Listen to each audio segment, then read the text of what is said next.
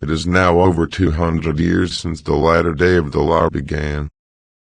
The Buddha predicted that conditions would be much worse after his passing, and we see the portents of this in the quarrels and wranglings that go on today because unreasonable doctrines are prevalent. And as proof of the fact that we are living in a muddied age, I was not summoned for a doctrinal debate with my opponents, but instead I was sent into exile and my very life imperiled. When it comes to understanding the Lotus Sutra, I have only a minute fraction of the vast ability that Tian Taiyan Dingyo possessed. But as regards my ability to endure persecution and the wealth of my compassion for others, I believe they would hold me in awe. As a devotee of the Lotus Sutra, I firmly believe that I should come under the protection of the gods, and yet I do not see the slightest sign of this. On the contrary, I am subjected to increasingly severe punishments. In view of this, am I perhaps the not devotee of the Lotus Sutra after all? Or have the heavenly gods and benevolent deities perhaps taken leave and departed from this land of Japan? I find myself in much perplexity. But then I recall the 20 lines of verse in the Encouraging Devotion chapter of the 5th volume of the Lotus Sutra. If I, Nichiren, had not been born in this land of Japan, then the words of the world-honored one predicting such persecutions would have been a great prevarication, and those 800,000 million Naidas of bodhisattvas would have been guilty of the same offense as that of Devadatta, of lying and misleading others. The sutra says, "There will be many ignorant people who will curse and speak ill of us and will attack us with swords and staves, with rocks and tiles." Look around you in the world today. Are there any priests other than Nichiren who are cursed and vilified because of the Lotus Sutra or who are attacked with swords and staves? If it were not for Nichiren, the prophecy made in this verse of the sutra would have been sheer falsehood. The same passage says, "In the evil age there will be monks with perverse wisdom and hearts that are fine and crooked, and they will preach the law to white-robed laymen and will be respected and revered by the world as though they were arhats who possess the 6 transcendental powers."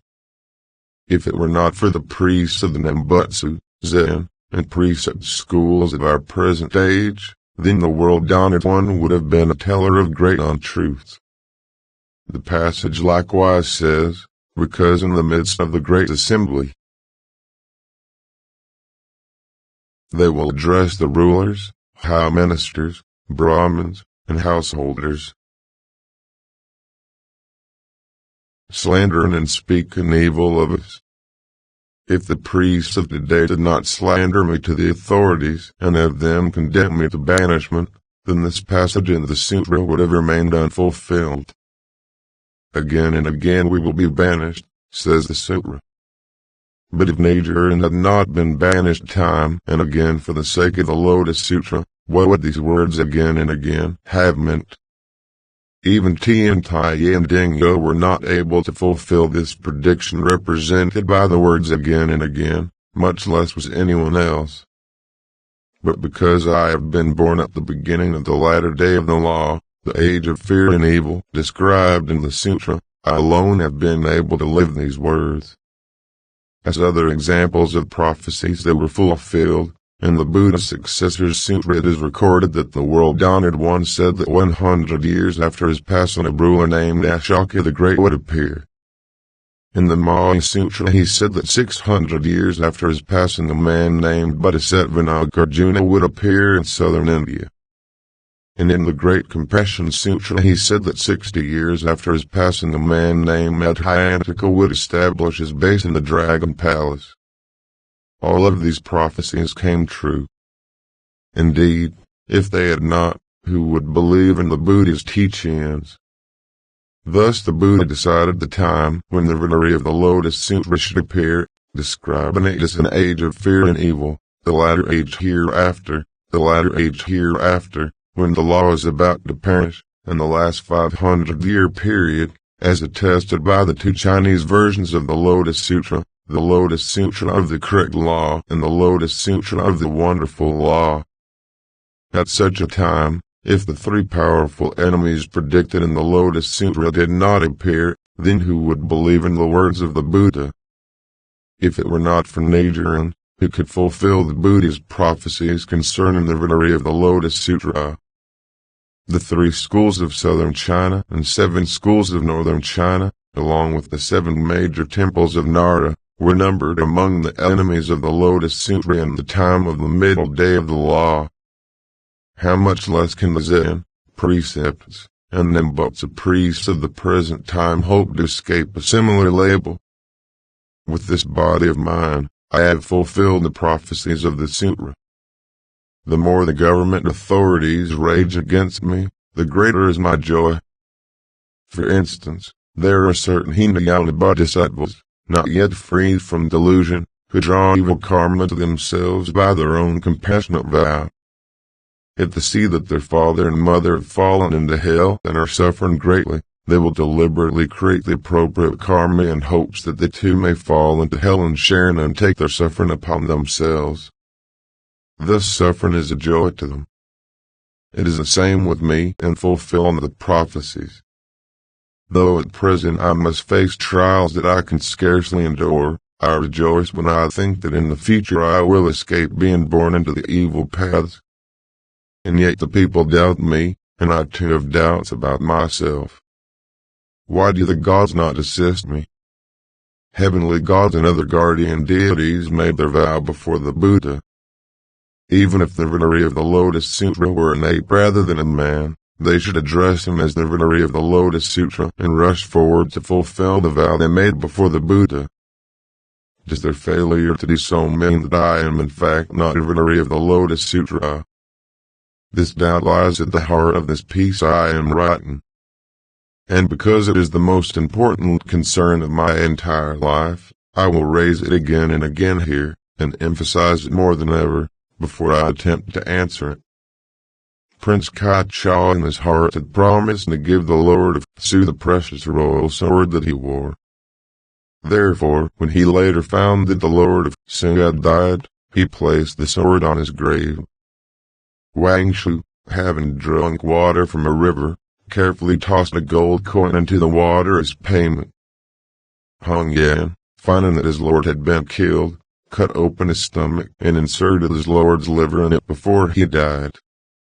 These were worthy men, and they knew how to repay a debt of gratitude.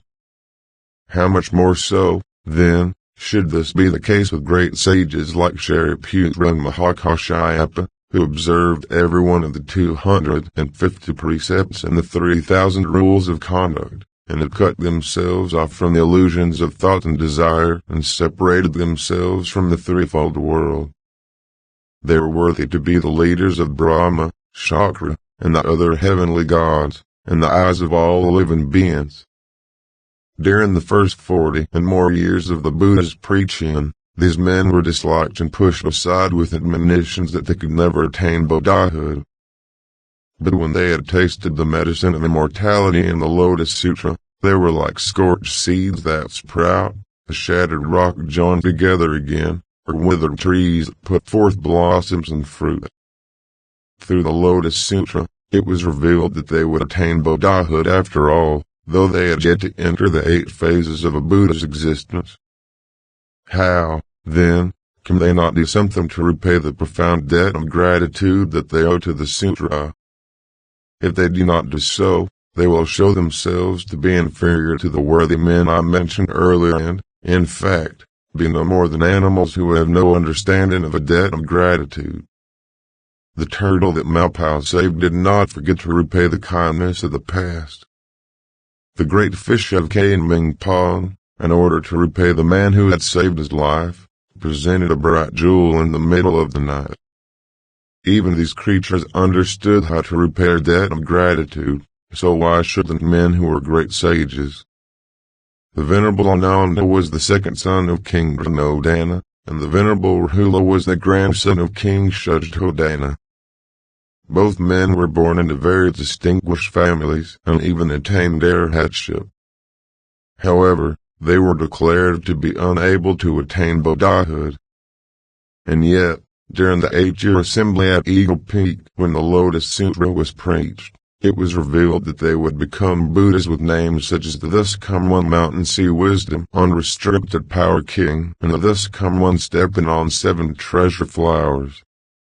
No matter how distinguished their families, or what great sages they were, if it had not been for the revelation in the Lotus Sutra, who would have paid them respect?